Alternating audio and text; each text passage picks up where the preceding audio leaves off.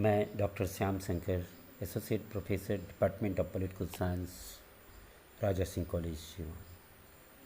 BA honours part 2 के छात्रों के लिए मैं एक व्याख्यान प्रस्तुत कर रहा हूँ।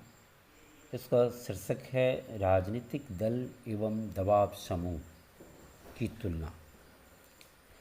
जैसा कि हम लोगों ने पिछली कक्षा में इसका अध्ययन किया है कि दबाव समूह कुछ लोगों का समूह होता है जिनका अपना हित होता है, वो एक हित से सभी परस्पर जुड़े होते हैं और ये समूह मिलकर के सरकार पर सामूहिक रूप से दबाव डाल करके अपने हित में कानून बनाने का प्रयास करते हैं।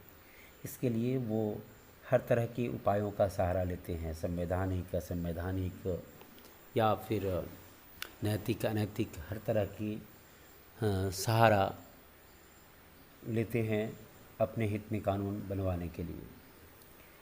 हम वर्तमान इस व्याख्यान में, आज के व्याख्यान में इस बात पर चर्चा करेंगे कि राजनीतिक दल और दबाव समूह, इन दोनों में क्या अंतर है, ये दबाव समूह, हित समूह क्या है और साथ ही साथ दबाव समूह का क्या महत्व है, इसमें क्या दोष है, इनकी क्या गुण हैं और दोष हैं, इन सभी बातों पर चर्चा करेंगे।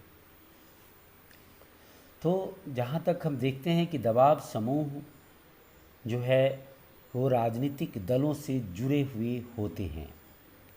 दबाव समूह स्वयं राजनीतिक चुनावों में भाग नहीं लेते हैं, लेकिन वो जो चुनाव होता है उसमें राजनीतिक दलों से जुड़े होते हैं, उनको वो मदद पहुंचाने की कोशिश करते हैं और चुनाव हो जाने के बाद इसके बदले वो उनसे अपने हित में कानून पारित कराने की भी कोशिश करते हैं। राजनीतिक दल भी दबाव समूहों से जुड़े होते हैं। सभी राजनीतिक दलों का अपना कोई दबाव समूह होता है। और जैसे हम श्रमिकों का देख लें तो अब श्रमिक के क्षेत्र में ही ये भारतीय जनता पार्टी का जो है वो भारतीय मजदूर संघ है, कांग्रेस पार्टी का है भारतीय राष्ट्रीय श्रमिक संघ है, समाजवादी दलों का ये अखिल भारतीय श्रमिक संघ है। तो इस तरह से ये सभी राजनीतिक दलों का दल भी जो हैं ये भी बहुत सारे दबाव समूहों से इनका संबंध होता है, उनसे संपर्क होता है। तो ये दबाव समूह उनके लिए काम भी करते हैं चुनावों में। तो इस तरह से देखते हैं कि ये जो राजनीतिक दल है वो इसमें भी रुचि लेते हैं। वे वर्ग राजनीतिक दलों के माध्यम से अपने हितों की रक्षा करना चाहते हैं, खास करके श्रमिक, युवक, नारी, दलित, व्यवसायिक आदि जो संगठन है, ये संगठन में राजनीतिक दलों की भी अपनी रुचि होती है। राजनीतिक दल स्वयं भी कुछ दबाव समूहों में अपनी रुचि दिखाते हैं और कुछ दबाव समूहों का निर्माण राजनीतिक दलों की पहल पर ही होता है। जैसे इंग्लैंड का श्रमिक दल अनेक श्रमिक संगठनों से मिल करके बना है।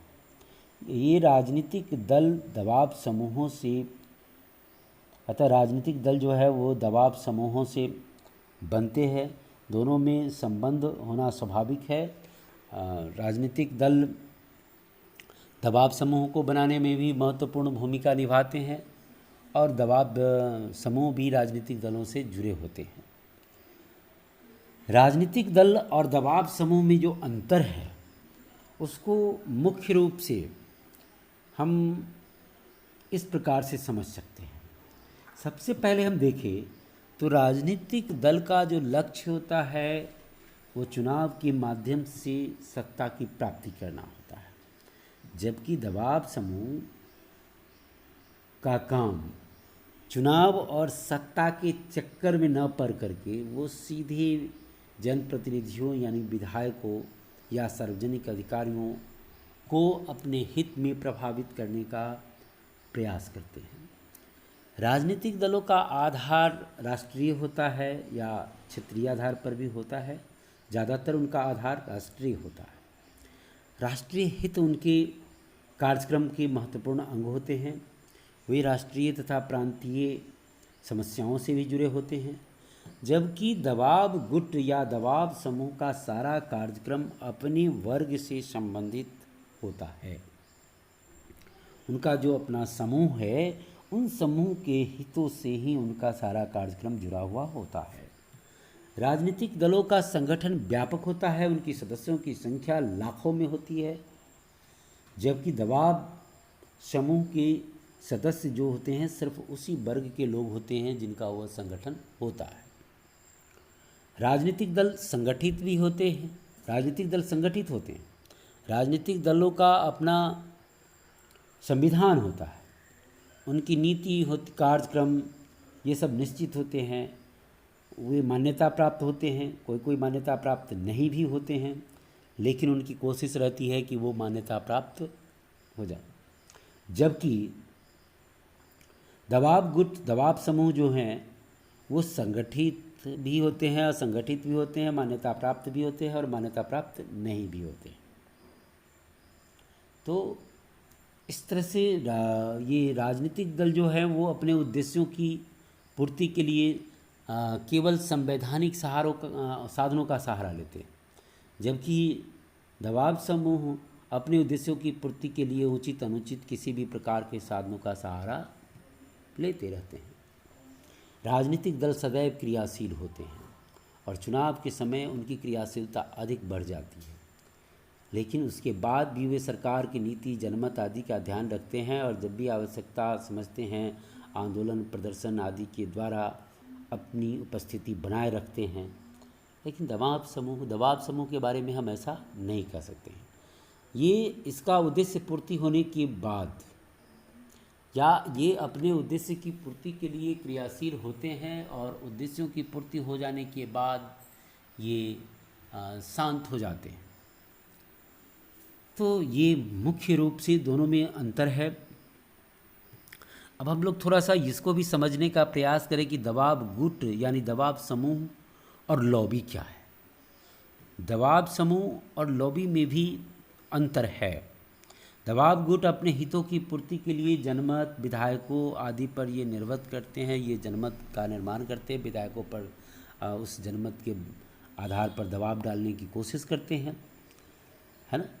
जबकि लॉबी का संबंध सिर्फ विधायकों से होता है। ये आवश्यकता पड़ने पर किसी विधेयक को पारित कराने या न कराने का भरसक प्रयास लॉबी करती है। इसका जनमत से संबंध नहीं होता है।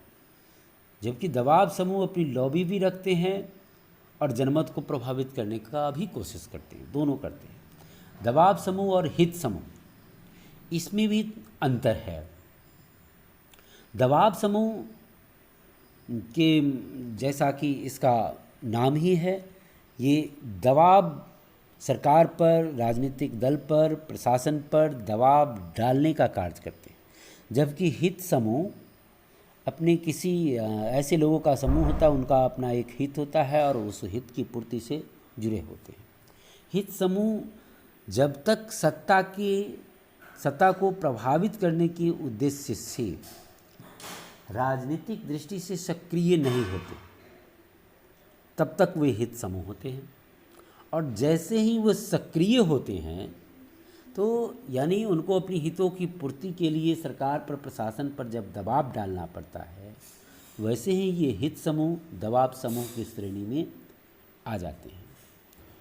अर्ल लाथम ने कहा है कि सभी हित समूह जो है वो दबाव समूह नहीं होते, किंतु परिस्थितिवश वे दबाव समूह का रूप धारण कर सकते हैं। हित समूह अपने किसी निश्चित उद्देश्यों की प्राप्ति के लिए बनते हैं, लेकिन अपने हितों की पूर्ति के लिए जब वो सरकार और प्रशासन पर दबाव डालते हैं तो वो दबाव समूह का रूप धारण कर लेते हैं। तो इस तरह से हम देखें कि हित समूह अपने हितों की अभिवृद्धि के लिए मुख्यतः अनुभवी साधनों का प्रयोग करते हैं, जबकि दबाव समूह विशेष दबाव की तकनीकों का प्रयोग करते हैं। हित समूह अपने हितों की रक्षा के लिए शासन कार्य को प्रभावित करने का लक्ष्य नहीं रखते हैं, लेकिन दबाव समूह राजनीतिक प्रक्रिया को प्रभावित करने के लिए विशेष रूप से प्रयास करते हैं और वो दबाव डाल करके अपना कार्य कराना चाहते हैं। हित समूह का प्रत्यक्ष रूप से राजनीति से संबंध नहीं होता है, जबकि दबाव समूह का राजनीति से प्रत्यक्ष संबंध होता है, या दबाव समूह जो है वो राजनीति को प्रत्यक्ष रूप से प्रभावित करते हैं। हम देखें कि दबाव समूह का क्या महत्व है। तो दबाव समूह का जो महत्व है वो इस रूप में है कि दबाव समूहों के कारण विभिन्न वर्गों जैसे मजदूर, अध्यापक, ये सब जो है आपस में एक दूसरे पर अत्याचार नहीं कर पाते हैं। विभिन्न वर्गों के हितों की रक्षा हो पाती है। जैसे मैनेजर मजदूर पर अत्याचार न कर पाए, प्रधानाचार्य अध्यापक पर अत्याचार नहीं कर पाए, इस तरह से अध्यापकों का अपना एक समूह बन जाता है, मजदूरों का एक समूह बन जाता है, और इस तरह से विभिन्न वर्गों के हितों की रक्षा होती है। हित समूह विशेषज्ञों की सेवाएं भी लेते हैं। ये जो हित समूह होते हैं आपस में अपने हितों के लिए विधि विशेषज्ञों से सलाह लेते हैं, विधायकों से बात करते हैं, और इस तरह से वो उनके हित में बहुत सारी जानकारी भी प्राप्त करते हैं। जनता में जागृति लाने का भी काम दबाव समूह करते हैं। विभिन्न पत्र पत्रिकाओं, समाचार पत्रों के माध्यम आदि से ये जनता को जागृत करते हैं, उनको हितों के प्रति उनको सचेत करते हैं, और फिर एक तरफ और दूसरी तरफ सरकार पर दबाव डाल करके काम कराते हैं। इसके साथ ही दबाव समूहों में कई तरह के दोष भी पाए जाते हैं। जैसे सबसे पहले दोष इसमें ये है कि ये राजनीतिक अनैतिकता और अत्याचार को बढ़ावा देता है।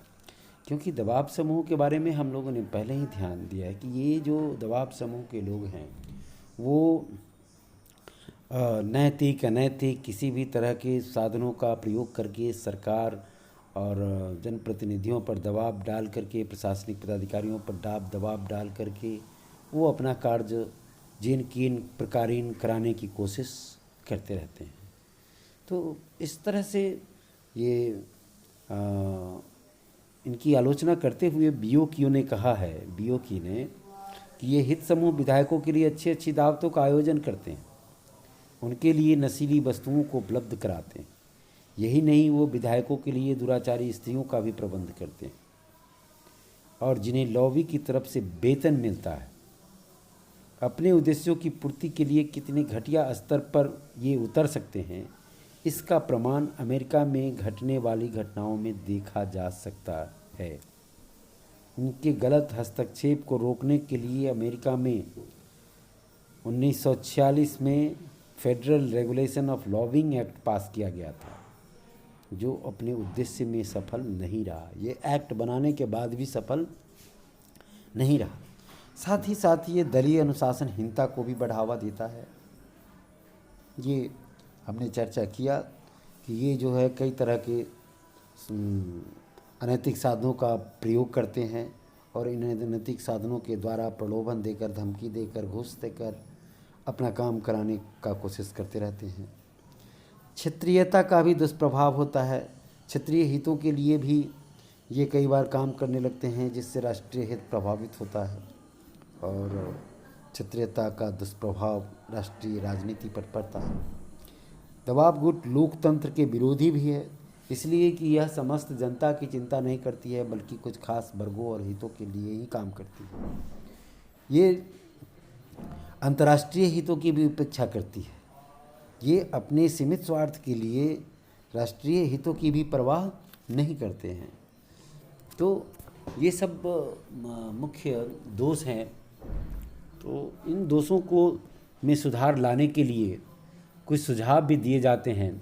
जैसे कहा जाता है कि ये दबाव गुटों को पंजीकृत होना चाहिए, इसका लेखा जोखा, कार्यों का वार्षिक रिपोर्ट ये सब प्रस्तुत किया जाना चाहिए, इसके कितने सदस्य हैं, इन सब का भी विवरण होना चाहिए। और अनुचित कार्य को रोकने के लिए सरकार के द्वारा कदम उठाया जाना चाहिए। इनका अपना एक संविधान होना चाहिए कि ये किस तरह से काम करेंगे, और इनमें जो निर्णय होना चाहिए इन दबाव गुटों में कि वे कौन सा काम करेंगे, किन हितों के लिए लड़ाई लड़ेंगे। इसके लिए भी गुप्त मतदान और बहुमत के आधार पर निर्णय लिया जाना चाहिए। आज के व्याख्यान में इतना ही। धन्यवाद।